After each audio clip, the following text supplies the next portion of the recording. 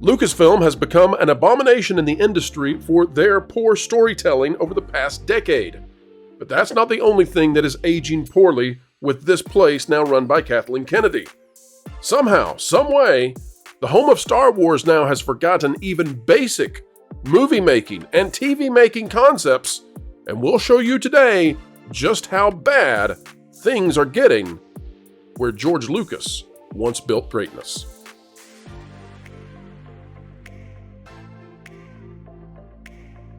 Hello folks, welcome back to the Pro Channel, the place where entertainment is thoroughly explained, and in doing so, we keep you ahead of that culture curve. Folks, we're so happy to have you and honor every time we get to share time with you. And as we dive into today's topic, consider clicking that like button. It sure does help YouTube like us so much more. All right, let's bring on the panel. We've got a former Lucasfilm employee telling us what's going wrong over at Lucasfilm when it comes to even the most basic of entertainment making decisions. So I'm caught up-ish. I've been going back through doing my own reviews of Acolyte, but not like where people have been like, this breaks canon, or they're really mad. Like I'm trying to take like more of a just a even keeled approach where, and this is very painful, is I'm watching each episode 3, 4, 5 times, going through every single line of dialogue, making notes and looking for little inconsistencies. Looking for editing inconsistencies. Yes, many times. Wait, you're bucking for the CEO spot, aren't you? Because Bob watches everything 3, 4, 5 times. Yeah. No, believe me, I'm not. And it's interesting is because I've introduced like some arguments and things I found in the script, and to the point where I've even had some people comment on some of my reviews. We're just kind of like, I actually enjoy the show, but I'm actually not disagreeing with you here because I'm not taking an approach where I'm like really mad at the camera, and because that will put people on the defensive. And so I'm kind of pointing out other issues I have where it's a little bit harder to deny that those are issues, to get people to think a little more creatively. My channel, I do have like creative videos. I just did a video recently about, the art and photo books back here, is to not just like think about just, the lore, what you're upset about the lore breaking canon. Separate the Star Wars lore. Look at the inconsistencies in the writing and the editing, the establishing shots, why they put establishing shots where they do, where it doesn't make sense, and get people to think a little more critically. Be like, okay. Because I think these are things that happen that viewers, that if you don't understand the process, you don't, like a lot of people, I kind of have taken this for granted. A lot of viewers, and I get this from my channel, don't even know what an establishing shot is or a wide shot. Like they don't know the very basics of cinematography. So as I'm pointing these things out, people are like, oh, now I understand why they knew something was off. You're speaking loose love language. I'll just tell you. How you don't go from an establishing shot of a ship landing on Brendok to then a circle wipe to 20 minutes later, slightly down, and all of a sudden all the characters are there. Like that was jarring for me as a post-production person. Yeah, I would say they know instinctively that something's wrong. They just don't know the terminology and why. Everybody who's developed this business over the last 100 years has figured out how to do it right and why it works. And that the point is not to jar the audience with these strange, weird juxtapositions that don't flow and don't make sense. So I want to go to Erika for just a minute. Erika, we're in a position now with Star Wars where it's no longer people excited about it, for the most part, I would say. It's now people are making bets about what will do worse. And that's a really strange place to be. But, there are people now saying, which one would do worse? The Mandalorian after Jack Black and Lizzo, or is it the Rey movie? And I'm just curious, what do you say? Like, which one actually would be more damaging if they do it? And oh, by the way, Lou sent me a message in the background, Erika. Poor little Grogu now, if he comes out in the Mandalorian movie, he's part of those evil Jedi now, based on what's, in the Acolyte. Which one do you think has more potential to do harm to Lucasfilm? Mandalorian movie or Rey movie, Erika? I mean, we had a funeral, didn't we? As far as I'm concerned, it's all dead.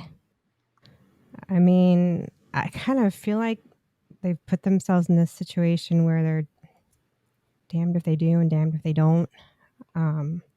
That's a damnable place to be, I would say. They really kind of shot themselves in the foot. At least Mando's got Grogu and he's cute. Then there's Rey and any of the young adults I talk to stand her. So I just think it's all going to fall flat no matter what. And it's sad that we're at a point where we're making bets. Like now it's how worse can it be? Now that's become entertaining. It's really sad that that's the conversations that are having now when it comes to entertainment.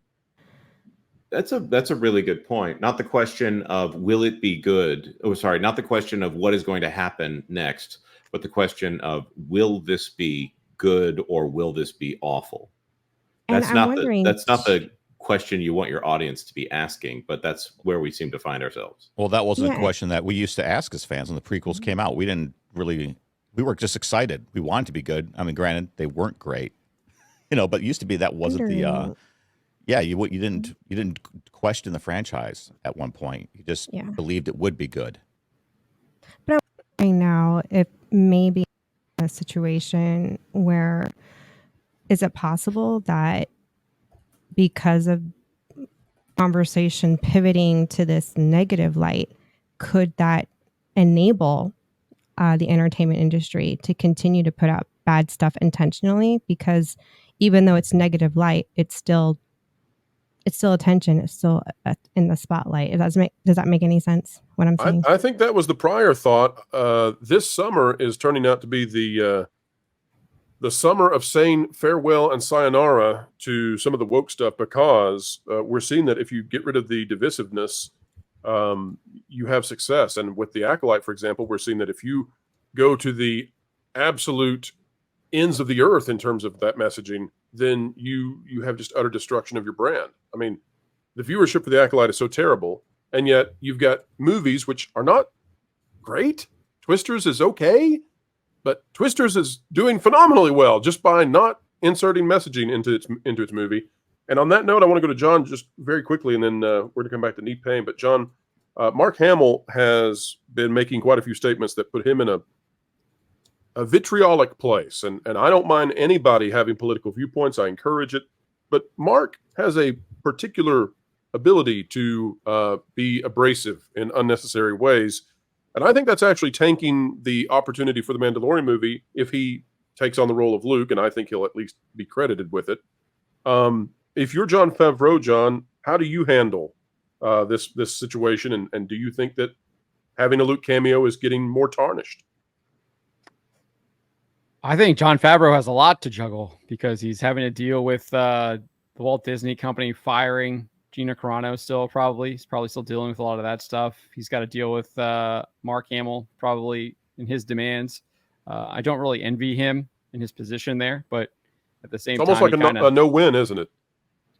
Yeah, but at the same time, he is working with the Walt Disney Company. He knows what that company is and what they've been doing for the past decade. So he should at least have known what he was getting into, what they were doing, especially after the Rian Johnson stuff. With The Last Jedi and even J.J. Abrams. Obviously, I know that he had his Mando season 1 come out right before, same year, 2019 of Rise of Skywalker. So he kind of knew what he was getting into there. Obviously, kind of moved in that same direction as what they were doing. So I don't know. I think he's kind of at fault for a lot of that stuff too.